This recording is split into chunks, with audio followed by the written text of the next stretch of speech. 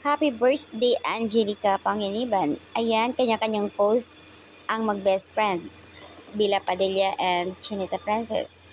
Sa kanilang IG post kung saan ay ipinost nila ang mga ganap na nasa ibang bansa at yung iba naman sa kuha nila ng TikTok. Napaka-sweet nga naman.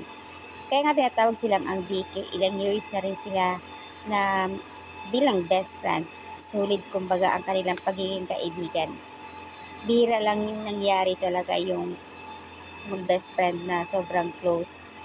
At kung minsan nga, ayon kay Kimi, ups and down this year na nagkakaroon ng problem si Angelica.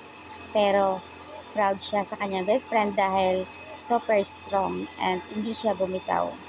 At lalong binibless siya ni Lord.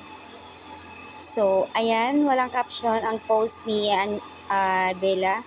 Pero makikita sa mga photos na ina-upload sa kanilang mga ganap.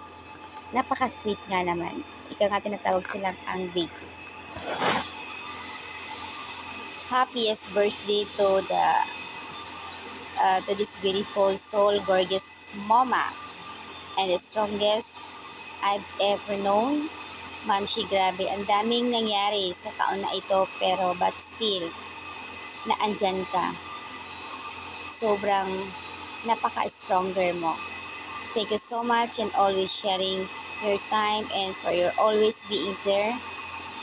I love you so much and wishing you a good health and speed recovery, all the happiness and blessings this world.